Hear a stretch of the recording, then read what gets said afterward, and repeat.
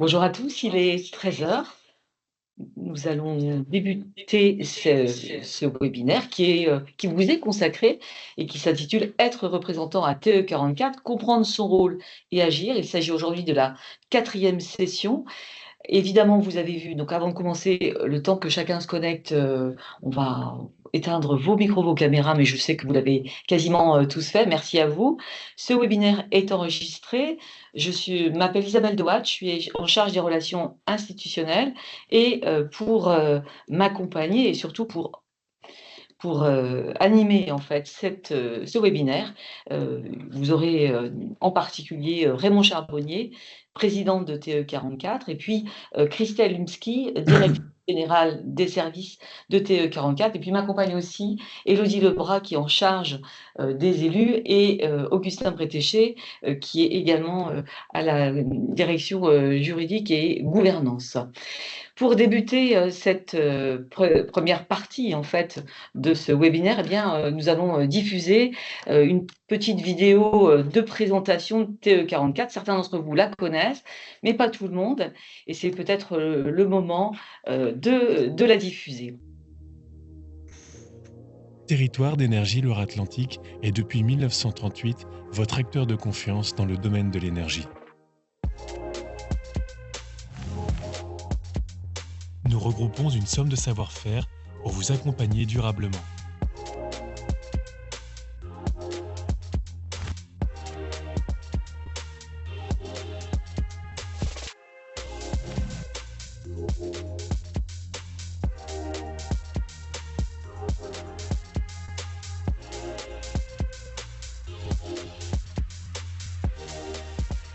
Nous intervenons chaque jour sur toute la Loire-Atlantique.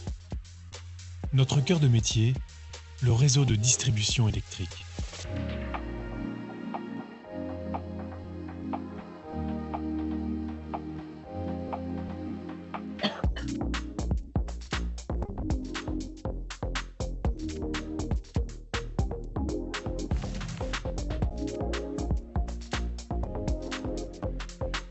Nous vous conseillons sur la gestion énergétique de votre patrimoine.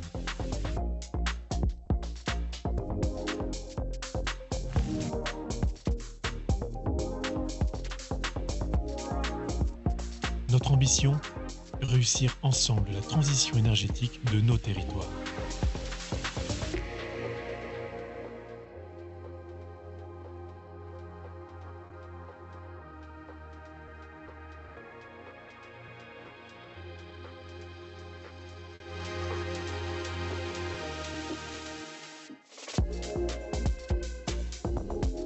Notre volonté, vous accompagner dans les choix les plus pertinents.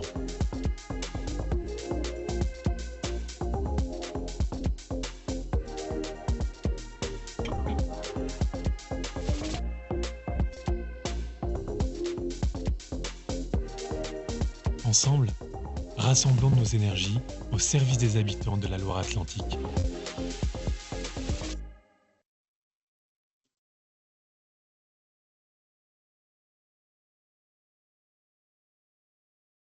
Après, après cet intermède en vidéo et en image, je vais céder la parole à Monsieur le Président de TE44, Raymond Charbonnier, pour le mot d'accueil et de bienvenue. Oui, Président. bonjour à tous. Enchanté que vous puissiez nous suivre sur le webinaire, comme l'a rappelé Isabelle. On avait trois prévus à l'origine, on en a fait un quatrième, puisqu'il y avait des demandes et on a essayé de caler avec les créneaux pouvant être disponibles pour répondre à vos attentes.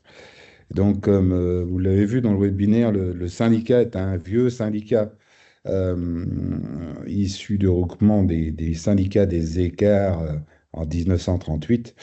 Mais depuis, il a bien progressé, entre autres sur la dernière décennie, puisque, outre notre activité d'AODE, Autorité organisatrice de distribution d'électricité et de gaz, nous avons ajouté bien d'autres cordes à l'arc du syndicat, entre autres dans la transition énergétique, la mobilité, la production des énergies renouvelables. Donc, et pour ça, on a structuré un syndicat avec beaucoup d'expertise et de ressources internes qui est comment au service des collectivités, de toutes les collectivités, qu'elles soient rurales ou urbaines. C'est bien là justement tout l'intérêt de votre implication en tant que délégué, puisque vous allez être délégué dans une commission territoriale qui va devoir élire des représentants au comité territorial, mais pas que, puisque l'intérêt du syndicat, qui est, je rappelle, un syndicat piloté par des élus, on est tous élus de terrain, maires, adjoints, c'est au service de toutes les communes et de nos concitoyens. Donc l'intérêt, c'est d'avoir continuellement un dialogue dans les deux sens, montant et descendant. Et c'est le rôle principal de votre implication en tant que délégué en commission territoriale. Et donc, on va vous expliquer un petit peu comment ça va se passer, mais sachez que c'est une mission importante. Alors, les domaines d'activité sont pointus, peuvent être pointus, mais on essaie de vulgariser au maximum toutes les approches parce que c'est pas une affaire de spécialistes. On peut le devenir, mais ce qui est important, c'est de comprendre comment est structuré le syndicat et qu'est-ce qu'on peut faire pour les collectivités. Et ça concerne tout le monde. Voilà. Merci, Et, Monsieur le Président. Alors, au sommaire de ce webinaire, trois parties finalement. La première, c'est une évidence, comprendre TE44, comment ça fonctionne, ce qu'est TE44. La seconde, ce qui sera réellement consacré à votre rôle. Vous avez été désigné vous êtes représentant de TE44 au titre de votre collectivité commune, voire intercommunalité. Eh bien, c'est quoi être représentant à TE44? Et puis, en troisième partie, ce seront vos rendez-vous pour 2026 et puis votre espace collectivité, on y reviendra. Pour cette première partie, comprendre TE44, qu'est-ce que TE44? Son rôle, ses missions, sa gouvernance. Je cède la parole à Raymond Charbonnier, peut-être qui la reprend pour la première slide qui concerne le territoire que couvre notre syndicat. oui, simplement, c'est un peu ce que j'ai dit précédemment. Donc, le territoire TE44 qui a changé de nom en 2023, je pense, de CIDR en TE44, puisque justement le spectre de nos compétences était beaucoup plus important, regroupe 180 communes adhérentes réparties sur 16 territoires et 14 intercommunalités. Donc ça fait 194 élus représentants titulaires qui portent les voix des collectivités dans 16 territoires. Et vous voyez, on a des territoires ruraux, on a des territoires urbains, et l'intérêt du syndicat, c'est de traiter de la même manière toutes les collectivités et il y a quelque part, avec notre force d'engagement, on massifie les achats au bénéfice de tout le monde, ce que ne pourrait pas être en capacité de faire chaque collectivité une par une. Voilà, résumé brièvement, il y a plein d'autres choses à se dire, mais Christelle va nous en parler. Justement, on va regarder un petit peu dans le rétroviseur avec Christelle. On va remonter le temps au début du siècle, du XXe siècle, en 1906. Merci Isabelle, merci Monsieur le Président. Bonjour à tous, donc je suis Christelle Humski, DGS de Territoire d'énergie 44. Et je vous remercie d'être là, d'avoir consacré un petit peu de votre précieux temps de démarrage de mandat pour Territoire d'énergie. Et donc, en très, très résumé, on va vous faire un petit peu d'histoire parce que c'est important que vous sachiez dans quelle structure et dans quel objet de structure vous mettez les pieds finalement. Donc, chaque commune en 1906 avait en charge l'électricité toute seule et était propriétaire de ses réseaux. Alors qu'en 1938, il a été décidé, et c'est bien là l'origine du syndicat, de mutualiser les ressources et compétences entre les communes, parce que le réseau, évidemment, n'existe pas tout seul, il est forcément par essence connecté à l'ensemble des autres communes, aux moyens de production, qui étaient à l'époque centralisés, et aujourd'hui décentralisés, puisqu'en fait on produit du photovoltaïque un peu partout, donc à l'époque des moyens de production d'électricité centralisés, et puis les communes avaient décidé de mettre aussi les ressources et compétences en commun, parce que c'est un sujet qui devenait déjà à l'époque de plus en plus complexe, et donc d'avoir un positionnement plutôt à une échelle départementale, petit à petit, et puis d'organiser ensemble la distribution de l'électricité, sachant on avait un sujet de péréquation pour que soit aussi bien desservi celui qui est au centre d'un bourg que celui qui est au niveau géographique de façon isolée au bord d'une commune. En 1946, donc le SIDELA, qui est devenu ensuite TE44, hein, par délégation des communes, est maintenant propriétaire des réseaux. C'est-à-dire que aujourd'hui toujours, vous nous avez confié la propriété de vos réseaux électriques et on est en partie maître d'ouvrage sur ces réseaux. Et donc, via une concession, on a confié à l'époque EDF, puis Enedis aujourd'hui, la gestion de toute l'exploitation de ces réseaux et on les contrôle pour vous. Et donc, en 1946, ce qui a généré tout ça, c'est la nationalisation du système énergétique. Et puis, on fait un grand bond en avant dans l'histoire. Et en 2000, d'autres sujets ont été partagés, donc notamment le fait qu'on peut ouvrir le système énergétique à la concurrence et que finalement l'État a bien donné aux collectivités le rôle d'acteur local du système énergétique. C'est-à-dire que ce n'est plus seulement un sujet national, c'est vraiment aussi un sujet local. On produit, on consomme en local, en national, en régional. Et donc, il y a un autre rôle, une autre étendue du spectre. Et les enjeux à cette époque-là, qui ont commencé à être posés sur la table, mais qui sont toujours ceux que vous entendez dans les actualités, c'est la maîtrise des consommations énergétiques, donc produire et consommer en local et de façon aussi durable que possible. Si vous êtes un peu renseigné sur ces sujets, c'est vrai qu'il n'y a aucun scénario de prospective énergétique qui ne prône en premier la maîtrise des consommations. Et ça, c'est un sujet, on l'a vu un peu dans le film, qu'on travaille avec vous, on va y revenir, pour le sujet des consommations des bâtiments publics notamment. En 2008, donc, création à partir d'EDF de ERDF, souvenez-vous, c'était l'ancien nom d'Enedis. Et puis en 2015, donc la loi de transition énergétique pour la croissance verte, vous entendrez peut-être parler de TEPCV. C'est celle qui finalement a proposé le plan climat air énergie territorial, PCAET, qui est en cours dans beaucoup d'intercommunalités et qui est un outil finalement qui permet aux EPCI, avec les communes qui la composent, de mener une vraie politique énergétique locale, notamment, et plus globalement, une politique qu'on appelait à l'époque développement durable. Et donc l'idée, c'est de penser global avec l'ensemble des réductions de gaz à effet de serre, l'ensemble des réductions de consommation d'énergie, mais d'agir autant que possible en local sur la consommation des actifs d'une commune ou alors sur même la production d'énergie renouvelable en local. En 2016, cette fois, nous voici avec la création d'Enedis, qui a remplacé RDF. Et puis, jusqu'à aujourd'hui, finalement, si on devait résumer TE44, ce serait avant tout, comme à l'origine en 1938, un outil de mutualisation des communes sur l'énergie publique. Donc, vraiment un outil qui est multi-énergie. On dit parfois, on le disait avec les élus des précédents mandats, qu'on est un petit peu le service énergie déporté des communes. Donc, on n'a rien à vendre, on est une collectivité comme vous, on est juste un regroupement de collectivités finalement, et puis on travaille sur toutes les énergies possibles. Donc, selon la situation de vos réseaux, on vous conseillera plutôt une énergie qu'une autre. On n'a pas du tout le même spectre que un certain nombre d'acteurs de l'énergie qui, eux, voient souvent leurs intérêts sur telle énergie ou sur tels intérêts financiers. Donc, on est vraiment neutre et donc on soutient l'ensemble des collectivités dans la transition énergétique.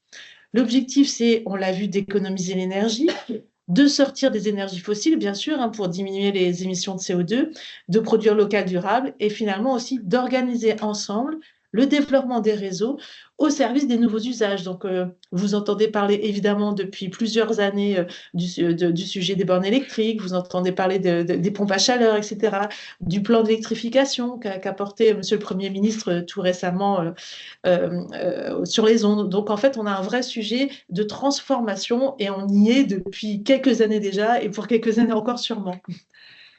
Merci. Alors, on voit bien cette transformation, cette évolution, alors en 120 ans, et puis avec une accélération ces dernières années, et en particulier en ce qui concerne les domaines d'action du syndicat. Est-ce que vous pouvez les décrire de manière assez schématique, bien évidemment, mais pour permettre de bien comprendre comment on est passé de l'électrification aux activités qui sont celles qui sont actuellement réalisées par TE44? Donc, rapidement, en fait, sur l'ensemble des missions que vous voyez ici, historiquement, on était sur la partie réseau, donc sur les travaux des réseaux électriques. Donc, si parmi vous, certains d'entre vous ont déjà fait plusieurs mandats, un ou plusieurs mandats, vous savez qu'on est connu notamment pour venir à vos côtés, pour faire évoluer le réseau en cas d'extension, de nouveaux lotissements, et cetera. Donc ça, c'est notre cœur de métier historique, les travaux électriques. Et puis on l'a vu dans l'histoire, petit à petit, les élus ont choisi de mettre d'autres sujets en commun. Et donc finalement, l'éclairage public, par exemple, pour commencer en haut du serpentin, l'éclairage public est un sujet que la très très grosse majorité d'entre vous nous ont confié. Et donc, vous nous avez confié la compétence, c'est-à-dire que c'est bien TE44 qui l'exerce pour vous. Maintenant, par exemple, vous serez sûrement très sollicité par des fournisseurs directs, notamment des fournisseurs du bout du monde qui n'ont pas les normes françaises, etc. Mais en fait, voilà, c'est avec nous qu'il faut en discuter, puisqu'en fait, vous n'avez plus cette compétence d'éclairage public sur tout ce qui est voirie, etc. en tout cas. Et en tout cas, vous la gardez sur, par exemple, les stades. Il y a des endroits aussi comme ça très particuliers. On reverra dans le détail ensemble en point à point. En tout cas, donc voilà, l'éclairage public, on le gère pour vous. On vous donne chaque année un bilan annuel de tout votre parc d'éclairage. Et puis, on discute ensemble des investissements de façon pluriannuelle qu'on pourrait mener ensemble en fonction des projets de votre commune, des projets de rénovation globale de certains bourgs, de certains quartiers. Et donc, l'éclairage public est un des sujets importants sur lequel on peut jouer aussi sur la consommation énergétique, bien entendu. Le deuxième sujet, donc la maîtrise de l'énergie, s'adresse généralement aux bâtiments publics. Donc, on regarde avec vous l'ensemble de vos consommations et on identifie où seraient les endroits les plus importants, les plus judicieux pour pouvoir travailler sur des sujets d'isolation, des sujets de changement de chaufferie, etc. Et donc, on regarde avec vous comment financièrement on peut mener ce sujet. On vous accompagne sur les dossiers justement de financement, que ce soit au niveau local, régional, français ou européen. Et puis, on vous conseille au quotidien aussi, parce que pour vos équipes techniques, c'est pas toujours évident de gérer des systèmes dont ils ont hérité, dont ils n'ont pas forcément les aboutissants. Et donc, en fait, au niveau de ces systèmes de chauffage, par exemple, nous, on a une équipe de 10 conseillers qui ont déjà vu ces mêmes systèmes dans d'autres communes. Et donc, ça nous permet de vous donner les bonnes clés pour les réglages, notamment, et d'éviter des investissements, puisque parfois, bien régler une chaufferie et finalement répond finalement aux besoins. Ensuite, on passe au sujet des énergies renouvelables. Donc, on a créé, Territoire d'énergie, avec les élus de l'époque, une société d'économie mixte qui s'appelle ENR44, et donc qui est là pour investir à vos côtés sur tous les grands projets d'énergie renouvelable. Donc, ça peut être des champs photovoltaïques, des éoliennes, des méthaniseurs, et aussi depuis plus récemment des grappes d'ombrières sur l'ensemble des parkings qui en ont besoin. Et donc, cette société, on travaille à vos côtés sur le terrain pour identifier les bonnes zones et pour pouvoir faire émerger les grands projets et surtout cofinance avec vous et avec les différents partenaires les projets d'énergie renouvelable. Travaux électriques, on en a parlé. Mobilité électrique. Donc, nous avons depuis 2015 mis en place environ 210 à 220 bornes électriques, donc qui sont essentiellement historiquement plutôt au cœur de bourg aujourd'hui. Et on a une borne tous les 20 km. L'idée, c'est que tous les citoyens de Loire-Atlantique puissent se rassurer dans l'investissement d'une voiture électrique, puisqu'ils auraient ils ont des stations finalement publiques à dispo tous les 20 km. Aujourd'hui, depuis 4 ou 5 ans, le sujet est un peu différent, puisqu'on a des privés qui, dans les zones les plus lucratives, ont commencé à s'installer. Et donc, on s'articule avec eux pour en fait, qu'il y ait toujours une offre publique, même dans les communes où les privés ne sont pas intéressés pour aller.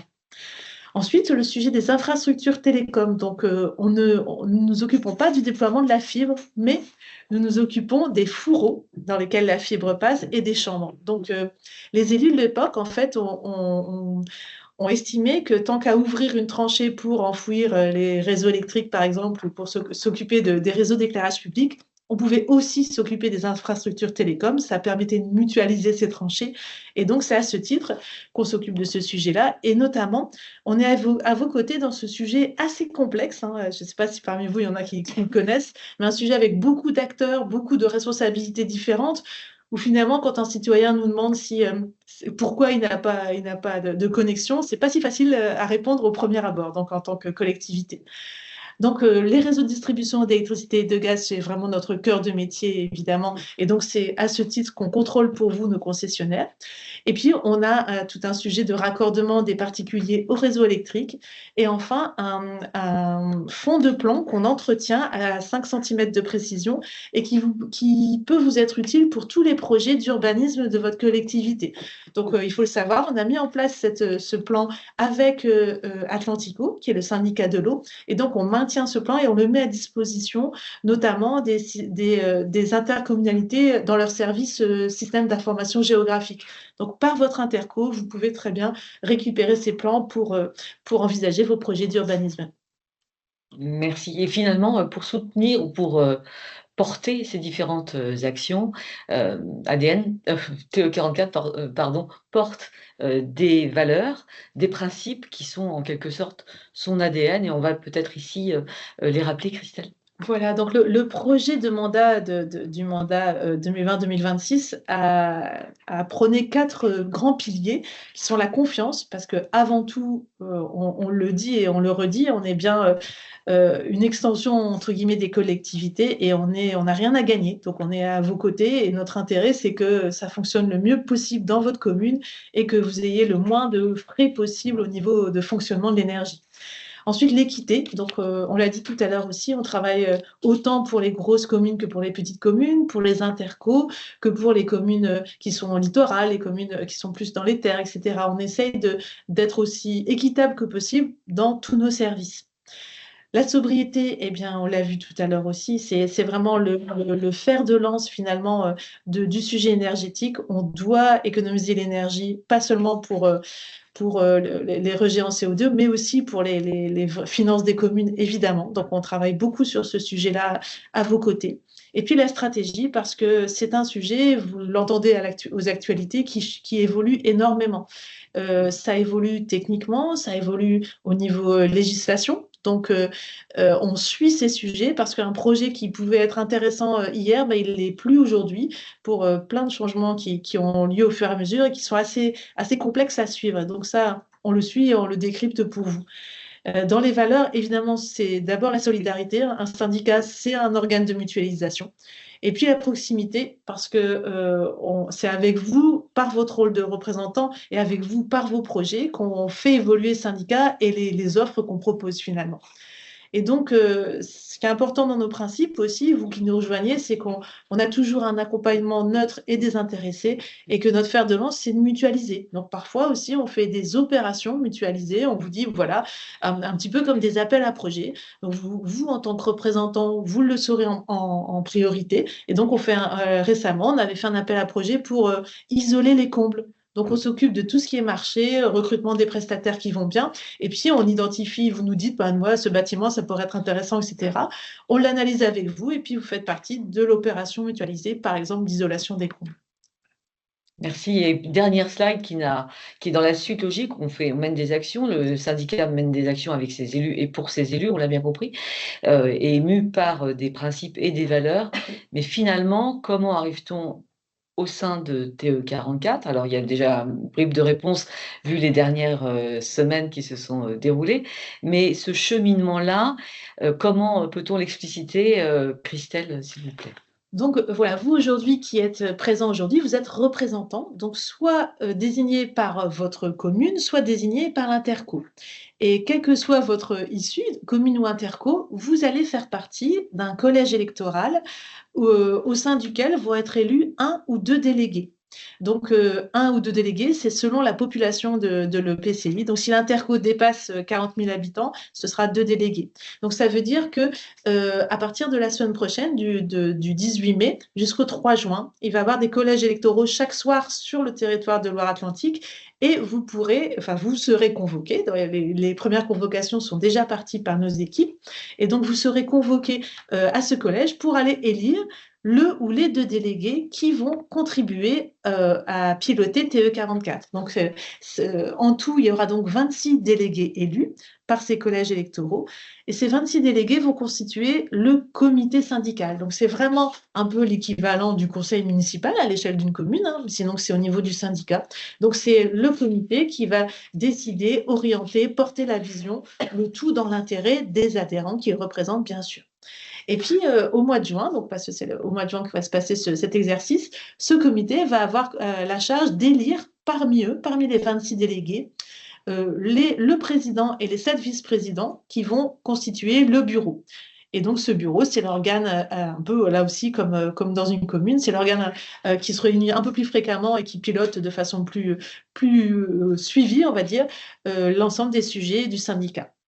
Et donc, ces délégués vont participer au comité, participeront pour certains d'entre eux au bureau, et puis dans tous les cas, ces délégués au comité vont travailler aussi au sein de commissions de travail thématiques, là encore comme en commune, et avec un nombre et un objet qui seront fixés par le bureau au début de la mandature. Alors, si vous le permettez, on va passer à la deuxième partie qui finalement vous concerne directement. C'est quoi être représentant ATE 44? Et pour commencer à répondre à cette question, vous avez entendu, on a parlé de représentants, on a parlé de délégués.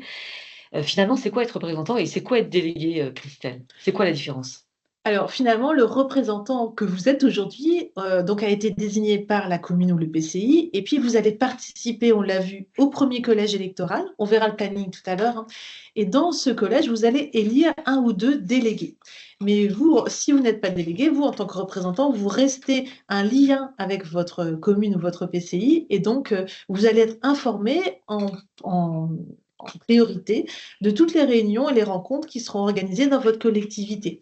Alors évidemment, sur les plus grosses communes, vous avez plusieurs casquettes qui sont liées à nos métiers, et donc peut-être que vous n'aurez pas besoin ou pas envie d'assister à l'ensemble des réunions, mais vous serez prévenu en tant que représentant que TE44 vient voir vos équipes techniques, vos élus, etc., pour un sujet lié à l'énergie publique.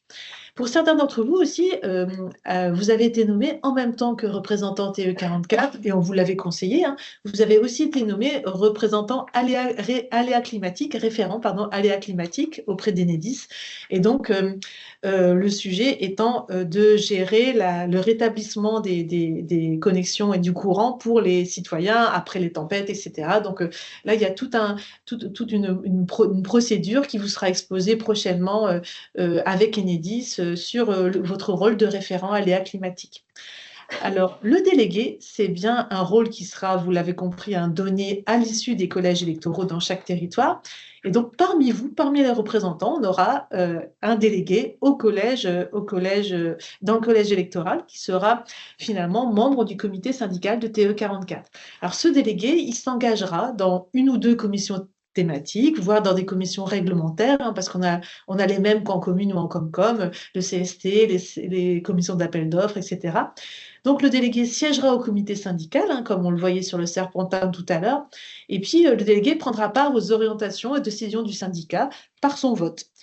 Et en même temps, ça sera donc son rôle à l'intérieur des instances TE44, et en même temps, le délégué va aussi animer le territoire dont il est issu. C'est-à-dire que chaque année, hein, globalement, c'est bien chaque année que ça se passe, mais peut-être que nos élus, nos futurs élus en décideront autrement, mais c'est à peu près chaque année qu'on a une réunion du délégué avec les représentants que vous êtes tous aujourd'hui, et il y aura finalement des échanges, donc à la fois sur les grandes orientations de l'année, sur vos attentes pour les années suivantes, etc., puis sur les projets de votre territoire finalement, donc un rendez-vous annuel.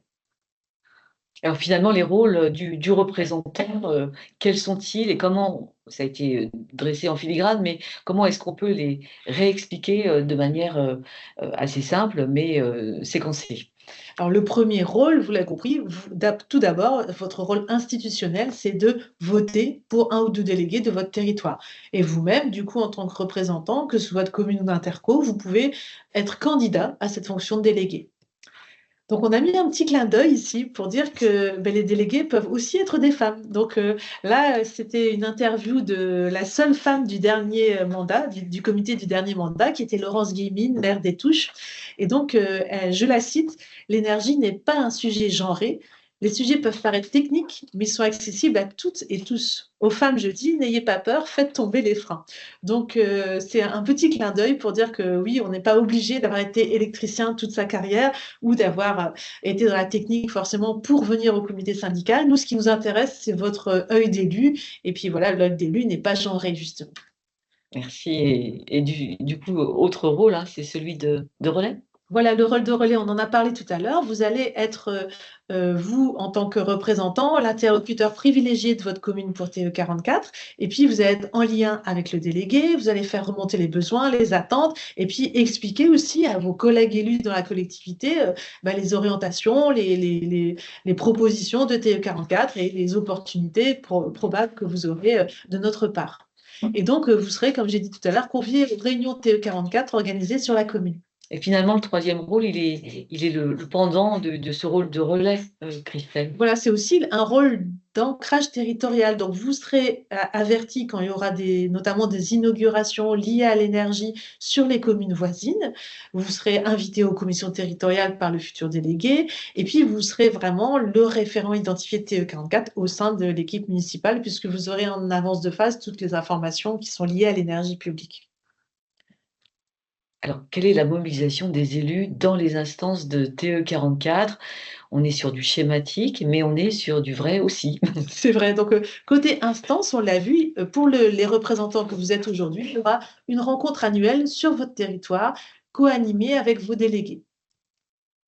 Pour le délégué, l'implication, elle est non seulement sur cette commission territoriale, mais aussi dans les instances même de TE44, c'est-à-dire un comité syndical qui prend à peu près une demi-journée et donc qui a lieu 6 fois par an, et puis des commissions de travail, généralement de 2 heures, et chaque délégué est dans 2 commissions, et chaque commission se réunit à peu près 3 fois par an.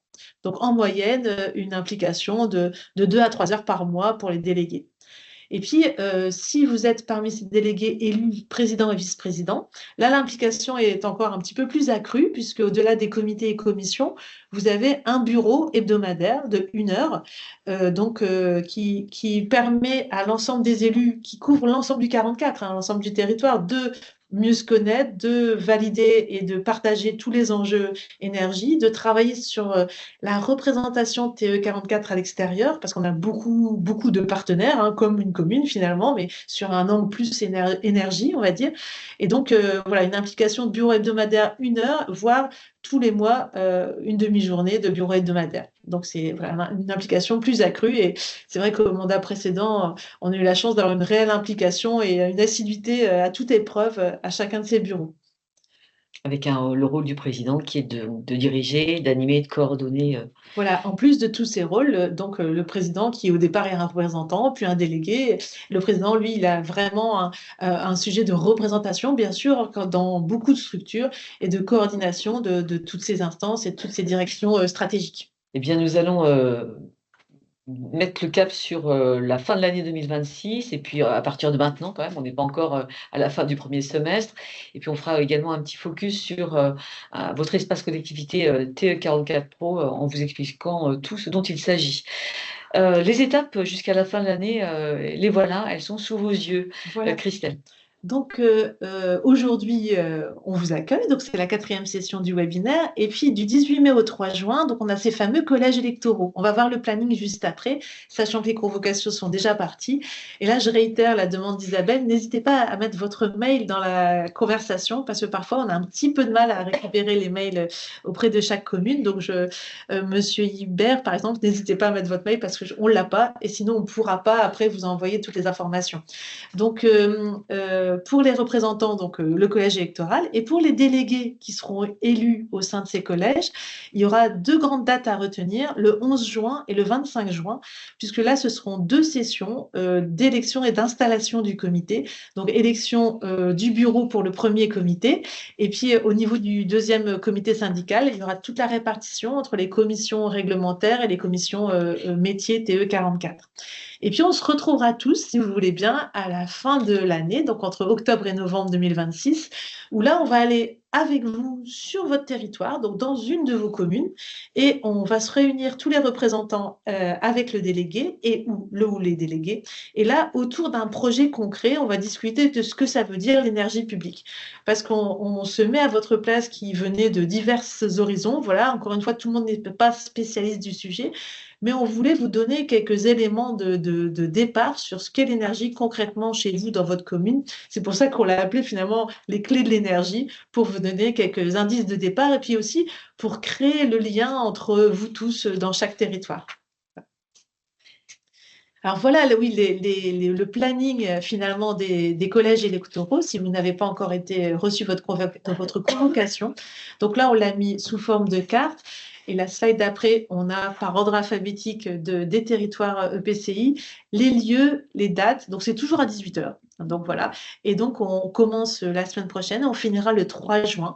Donc ça veut dire qu'au 3 juin, on aura l'ensemble des 26 délégués qui composent le comité qui seront nommés, enfin élus en tout cas.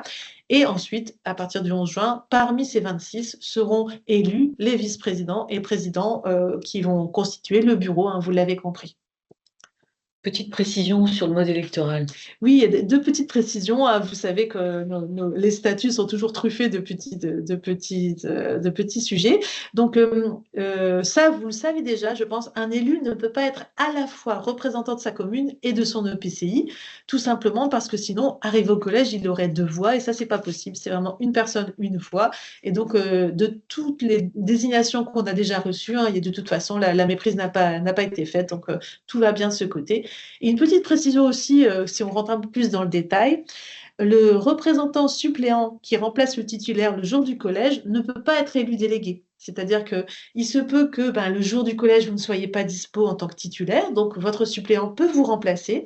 Il pourra élire, il pourra voter, mais par contre, étant donné qu'il n'est que suppléant, entre guillemets, il ne pourra pas être élu délégué du territoire. Et ensuite, si le PCI n'a pas encore désigné son représentant le jour du collège, c'est possible, hein, parce que chaque EPCI a son rythme de désignation. Dans ces cas-là, nos statuts avaient prévu par défaut que ce soit le président ou le premier VP qui représente le PCI par défaut ce jour-là, mais lui aussi, il pourra voter, mais il ne pourra pas être élu délégué puisqu'il n'est pas officiellement représentant, en fait. Merci de cette précision. Oui, et de la même façon pour les communes. Alors, il y a quelques communes, elles sont encore rares, hein, mais qui n'ont pas encore nommé leurs représentants ou pour lesquelles il y a eu des petites erreurs dans la façon de nommer. Dans ces cas-là, ce sera le maire ou le premier adjoint qui seront convoqués pour les collèges. Ne vous étonnez pas. Voilà. Merci Elodie et merci Christelle. On va passer à ce stade à un outil, on va dire, qui s'appelle TE44 Pro et qui sera donc votre espace de suivi interactif. Mais qu'est-ce donc, Christelle? Donc, au mandat précédent, en fait, nos élus ont identifié le besoin d'essayer de pallier un petit peu au turnover des services techniques des communes. Donc, je m'explique. Parfois, vous aviez commandé un audit énergétique sur la salle des sports et puis, vous ne l'utilisez pas tout de suite parce que vous n'avez pas les investissements nécessaires à la date donnée. Et puis, votre DST s'en va, vos techniciens s'en vont. Et puis, l'audit énergétique, on ne l'a plus parce que le mandat a passé, etc. etc. Donc, toutes ces histoires, finalement, ces historiques, j'ai envie de dire, de documents, de bilans, etc., on a choisi avec les élus du mandat précédent de les stocker par commune, pour chaque commune, au sein d'un espace informatique. Et donc, on va vous donner le jour du collège électoral votre login à cet espace-là et vous allez pouvoir regarder tous les chantiers qui sont en cours, accéder à ces fameux documents d'historique, voir vos bilans annuels, etc. Et puis, avoir comme ça une vision un peu actualisée des projets en cours et des réalisations passées et pouvoir aussi nous solliciter sur des nouveaux projets, des nouveaux projets d'énergie renouvelable, des accompagnements sur les bornes électriques, etc. Donc, c'est vraiment votre interface. C'est 7 jours sur 7, 24 heures sur 24. Ça ne remplace pas évidemment le côté humain. On va voir après nos coordonnées, etc. Mais ça vous permet quand même, à n'importe quelle heure du jour et de la nuit, d'aller voir d'un peu plus près ce qui se passe sur votre commune et d'interagir avec nous au besoin. Donc, vous, en tant que représentant, vous aurez votre login TE44 Pro le jour du collège électoral et on vous expliquera comment faire les premiers pas. Et on a une assistance finalement pour vous aider dans ces premiers pas-là. Et puis, il faut savoir aussi que sur votre commune, probablement, vous pourriez avoir aussi des projets, des chantiers qui sont menés par votre interco, parce que c'est une zone d'activité, par exemple. Donc, sur cet outil, vous aurez aussi la visibilité sur ce que fait l'interco sur votre emprise de commune. Merci. Alors, après la plateforme numérique, finalement, interactive, on va aussi évoquer, vous l'avez déjà fait tout à l'heure, Christelle, les fameuses clés de l'énergie qui vous seront destinées particulièrement à vous, représentants. Voilà, le jour du collège électoral, on vous indiquera finalement votre prochain rendez-vous. qui sera donc cet automne, soit octobre, soit novembre, sur une commune de votre interco. Et là, vous aurez donc votre futur délégué co-animera le sujet, comme je vous disais tout à l'heure, autour d'éléments remarquables d'un chantier, que ce soit réseau, un chantier de bâtiment, etc. On va discuter avec vous et se partager les clés, les premières clés de l'énergie publique, on va dire, et puis vous permettre aussi de faire connaissance entre vous au niveau du territoire, parce que vous serez une équipe TE44 pour les 6 ans à venir. À ce stade, cette slide, cette diapositive qui retrace à grands traits l'organigramme des services de TE44, Christelle? Oui, voilà, tout à l'heure, on a parlé des outils, mais évidemment, en premier, c'est la relation humaine et voilà, entre techniciens, etc., qui comptera, entre élus aussi. Donc là, on vous a mis un extrait de notre organigramme. Vous le retrouverez en entier sur le site internet, hein, et c'est pour que vous ayez les premiers contacts de fait. Et vous le retrouverez aussi pendant les collèges électoraux, on vous le redonnera, et c'est important pour nous. Alors évidemment, vous êtes 194 collectivités, donc on n'est peut-être pas toujours exactement au bout du fil au moment où vous appelez, mais en tout cas, on s'engage à vous rappeler, évidemment. Avec une structure de nom d'adresse mail assez commune et finalement systématique et assez facilement Vous pouvez nous joindre aussi par mail si vous avez envie de plus formaliser votre demande. Tu as raison de le préciser, Isabelle, donc prénom.nom@te44.fr pour tout le monde. Et tout est sur l'organigramme des services sur le site internet et sincèrement, c'est extrêmement pratique, y compris pour les collaborateurs. On fait très attention à le garder à jour très régulièrement. En tout cas, n'hésitez pas, c'est facile. Également, nous sommes présents sur notre chaîne YouTube, hein, d'où était extraite, où était déposée la présentation, la vidéo que vous avez vue en début de webinaire, et puis d'autres vidéos, bien évidemment. Certaines ont été faites du temps du CIDELA, mais d'autres au temps de TE44, qui est, malgré ses bientôt 90 ans, TE44 est un nom qui n'a que 2 ans, ou 3 désormais. Donc notre chaîne YouTube, et puis on a évidemment le site internet, on est également présent sur LinkedIn, le réseau professionnel, et puis notre société d'économistes de NR44 a également son site internet, et n'hésitez pas à aller voir ce qu'elle réalise pour les acteurs publics du département de la Loire-Atlantique. Donc on s'est permis de récapituler sur la slide précédente l'ensemble des vidéos, parce que en fait ça avait beaucoup plu aux élus en début de mandat précédent pour mesurer un peu les enjeux des différents sujets qui sont traités par TE44.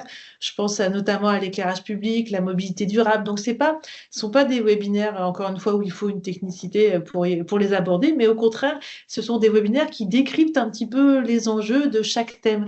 Et donc, voilà, certains élus du mandat précédent nous disaient qu'ils les mettaient un peu comme des podcasts, vous voyez, sur la radio, voilà, pendant qu'ils conduisent. Mais voilà, ça vous permet de décrypter comme ça à votre rythme les différents sujets, et puis ça vous donne un peu plus de matière avant d'arriver dans les différentes commissions.